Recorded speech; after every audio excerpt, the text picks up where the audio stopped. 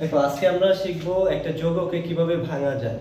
যে কোনো যৌগকে তুমি ভেঙে আয়নিত করতে পারলে তাহলে হচ্ছে তুমি এই যৌগগুলোর দ্রাব্যতার গুণফল এবং আয়নিক গুণফল করতে পারবে। তো এখানে আমরা দুইটা সূত্রের সাহায্যে করব। দুইটা সূত্র মনে রাখবো যে একটা যৌগকে কিভাবে ভাঙতে হয়। তো প্রথম সূত্র হচ্ছে মনে রাখবা, যার যোজনী যত তার মাথায় আধান তত। যার যোজনী যত তার মাথায় আধান তত।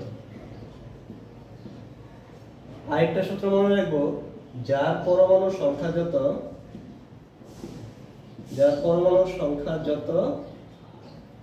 তার মোল সংখ্যা হবে তত।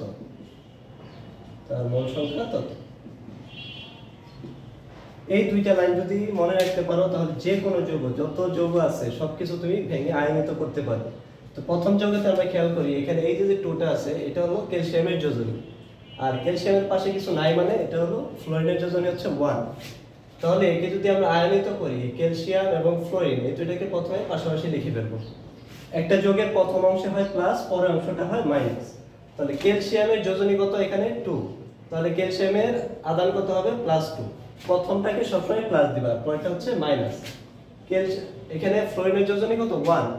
তাহলে ফ্লোরিনের মাথায় আধান হবে -1। ওকে, সেম ভাবে এটার ক্ষেত্রে যদি আমরা আসি, যে এখানে দেখো এই 2টা হচ্ছে ক্যালসিয়ামের যোজনী আর এই 3টা হলো ফসফেটের যোজনী, এই ফসফেটের যোজনী। তাহলে আমরা কি শিখছি? যার যোজনী যত, এই ক্যালসিয়াম এবং ফসফেট এই দুইটাকে পাশাপাশি লিখবো। ক্যালসিয়ামের যোজনী হচ্ছে 2, তাহলে তার মাথায় আধান হবে কি? +2। ফসফেটের যোজনী 3, তাহলে তার মাথায় আধান হবে -3। এই গেল কি আমার প্রথম সূত্র। পরে কি আছে? যার পরমাণু সংখ্যা যত তার মোল সংখ্যা তত। এখানে ক্যালসিয়াম কয়টি আছে? এই 3 মানে কি? 3টা ক্যালসিয়াম পরমাণু আছে, তাহলে এর সামনে বসবে 3। আর ফসফেট আছে 2টি, তাহলে এর মোল সংখ্যা হিসেবে বসবে 2। এই হলো কি আমার 3 মোল ক্যালসিয়াম আয়ন এবং 2 মোল ফসফেট আয়ন। সেম ভাবে এটাতে দেখো যোজনীগুলো আমি আধান হিসেবে বসিয়েছি। এখানে ক্যালসিয়াম আছে কয়টি? 1টি।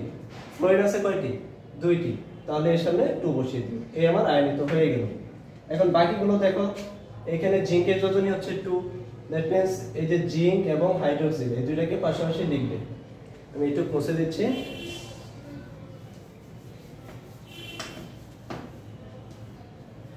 জিঙ্ক এবং হাইড্রোক্সিল পাশাপাশি লেখার পর এটাতে আসবে কি?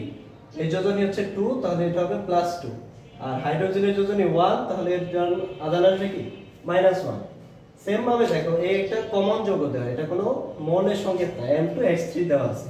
এই যৌগটিকে কিভাবে আয়নিত করব? তো প্রথমে আমি M এবং X এই দুইটাকে পাশাপাশি লিখে ফেলবো। দেন এই 3টা হচ্ছে কি? এই M এর যোজনী, তাহলে এর মাথায় আধান হবে +3। এই 2টা হলো X এর যোজনী, তাহলে X এর মাথায় আধান হবে -2। ওকে, এটা গেল আমার প্রথম সূত্র। সেকেন্ড সূত্র কি ছিল? যার পরমাণুর সংখ্যা যত। এখানে M আছে কয়টি? 2টি। X আছে 3টি, তাহলে এটা কি হবে? আমার 2 মোল M এবং 3 মোল X। ক্লিয়ার? এটাতে আসো, এখানে সিলভার এবং ক্লোরিন যোজনী দেখে চিনবা কিভাবে? যে কোনো যৌগ দেখে চেনার উপায় হচ্ছে তার যোজনী জানা।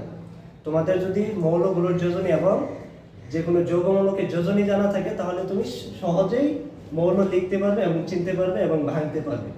সো সেই কারণে তোমাদের যৌগমূলকের এবং মৌলের যোজনী জানা অবশ্যই জরুরি। এই কাজটা যদি করতে পারো তাহলে তোমাদের কেমিস্ট্রি অনেক ইজি হয়ে যাবে। ম্যাক্সিমাম স্টুডেন্ট ভয় পায় কেমিস্ট্রির এই যৌগগুলোকে দেখে, যে বিভিন্ন ধরনের যৌগ কিভাবে তারা ভাঙবে। ওকে, তাহলে তোমরা যোজনীগুলো যেভাবে পারো শিখে ফেলবে, এবং আমিও চেষ্টা করবো যোজনী একটা লিস্ট তোমাদেরকে দিয়ে দেওয়ার জন্য। তো এখানে আসো, এই যে সিলভার এবং ক্লোরিন দুইটাকে পাশাপাশি লিখবো। সিলভারের যোজনী 1, এর জন্য তার মাথায় +1। ক্লোরিনের যোজনী 1, এর মাথায় কি? -1। সিলভার আছে একটি, ক্লোরিনও একটি, তাহলে এটা 1 মোল, এটা 1 মোল, 1 আর লিখতে হয় না। এই যৌগটাতে আসো, সিলভার অক্সালেট, দেখো এই যে C2O4 এইটুকু কিন্তু একটা যৌগ মূলক, এর যোজনী হচ্ছে 2 আর সিলভারের যোজনী 1, এজন্য এখানে কিছু লেখা হয়। এই যৌগটাকে যদি আমরা ভাঙি তাহলে কি পাবো? Ag এবং C2O4। এই তাহলে সিলভারের যোজনী 1, এর মাথায় আধান কি? +1। এই অক্সালেটের যোজনী 2, তাহলে এর মাথায় আধান হবে -2। ওকে, আর সেকেন্ড কি ছিল? এখানে সিলভার কয়টি আছে? 2টি, তাহলে সিলভার হবে 2 মোল। অক্সামেট ছিল একটি, এজন্য এটা কি 1 মোল। ক্লিয়ার? এভাবে যে কোনো যৌগ তোমরা ভাঙতে পারবে। That's all.